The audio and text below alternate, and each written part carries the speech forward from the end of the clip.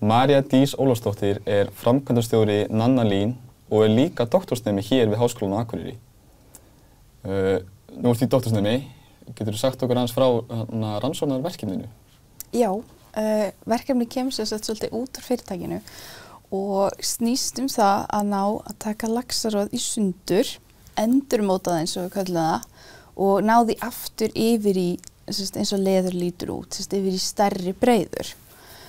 Til þess þá að geta gert stærri hluti úr leðrinu og þetta mjög nýtt að því leyti. Það svo rosa margir sem alltaf að taka kollagenið, taka einhver efni úr roðinu, en við erum að nota því í heild sinni og þannig þetta aðalmálið að bara taka því sundur og ná sér saman aftur. Og þetta hljómar kannski einfalt þegar maður segir það svo leys, en það rosalega mörg skref sem að koma þarna inn í. Þannig að ég ætla að eyða næstu árum í að finna út af því. En af hverju laxaroð? Hvað gerir leðrið ykkar svona einstakt? Það ein algengasta spurningi sem ég fæ, af hverju ertu ekki að nota þorsk? Og það í rauninni bara, ef maður hugsa hvaða fiskitegundir við eigum á Íslandi og margar eru bara fluttar beint út og eru seldar þannig og borðar sem heill fiskur. Hvítfiskurinn, það bara nú þegar verið að nýta roðið af honum og ég vil ekki vera að fara í samkeppni við kollagenvinnslunar. Þess vegna ákveð að byrja með laxinn og prófa það og það hefur bara gengið rosalega vel og alveg þekkt að súta lax, eða þessast laxaroð með svona þessum hefðbundum aðferðum. Þannig að það vel þekkt, þannig að það lá við að byrja þar. En hvernig það fjármagnað þetta verkefni? Það hefur verið alveg fjármagnað frá byrjun með rannsóknarstyrkjum. Þannig að bara sem betur fer, það hef ég náð núna í 3 ár að rúlla boltanum áfram bara á styrkjum, aðalega frá Rannís og Matvælasjóði, Íslandsbanka og bara sækjum allt sem ég kemst í. Þannig að það hefur gengið rosalega vel, búin að fá 10 milljón og erum örugg í 2 ári viðbót núna. En hvernig kviknaði hugmyndin að Nannalín? Hvernig fór þetta frá hugmynd og að fyrirtæki? Mér svo rosalega gaman að muna eftir í þegar maður svona ding og það í rauninni var bara svona kaffiborðsumræður heima hjá vinkonum minni eða mömmu vinkonum minni með þess að bara eitthvað svona þetta venjulega spjall sem maður á oft og fólk oft eitthvað, akkur ekki búið að gera þetta, akkur ekki, græja þetta og svona, hver á að gera, maður verður bara að drífa því sjálfur og þarna var ég að klára master í lífverkfræði frá HÍ og ætlaði bara að fara að finna mér einhverja vinnu og COVID var nú ennþá í gangi og svona þannig að gekk svona pínu brösulega og ekki droslega margt í boði á Norðurlandi í þessum geira. Þannig að eftir ár þá svona, nú prófa ég bara að sækja styrk.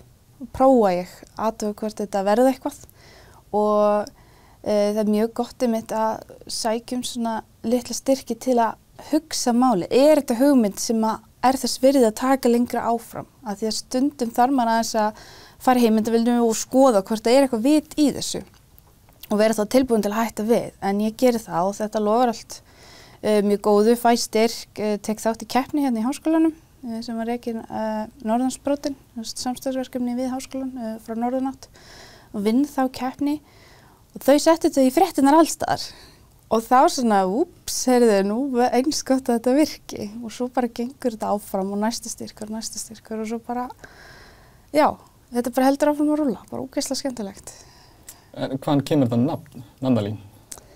Já, það mjög erfitt að velja nafn og svona, það var rosa margir að segja, já, þú verður að láta þetta heita roð, eitthvað svona og ég bara, nei, það bara gamaldags.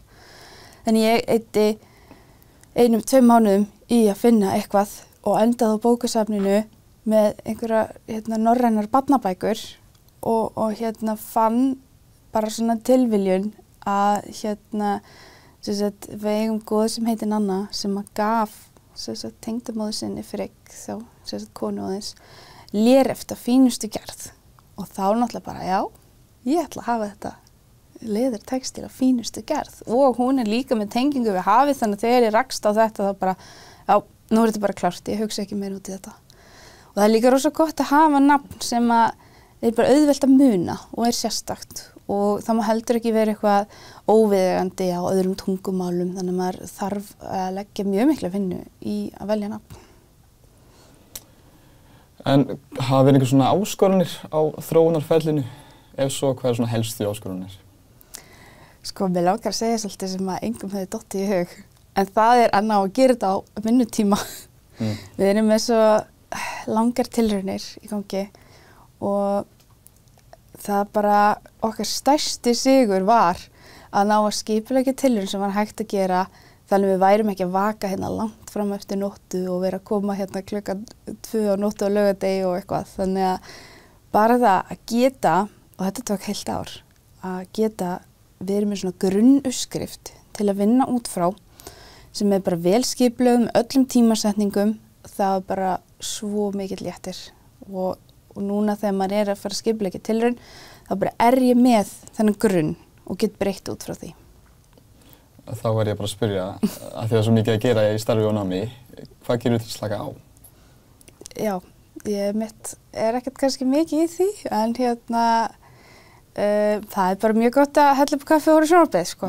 Það er en sko þegar maður er að vinna við aðal áhugamálið sitt, þá er þetta bara oft svo gaman og drífandi að maður langar kannski ekki alltaf að gera eitthvað annað. Þannig að það hjálpar líka mjög mikið. Og finnur þú fyrir utanaðkomandi áhuga frá öðrum á þessu verkefni? Já. Alveg stundum bara of mikið. Það er alveg hringt fatahönnuðir og bara já, er hægt að panta hjá þér? Bara, sko, þetta er ekki tilbúið. Þannig að maður svona pínu svona stundum að fara tilbaka, sko, bara svona, já, við skulum bíða aðeins, gefum við nokkur ár. En það er rosalega gaman að fá þessi símtöl og þessi skilaboð. Og maður finnur alveg líka, það er ekki bara sko áhugi, heldur fylgir þessu líka ákveðin pressa.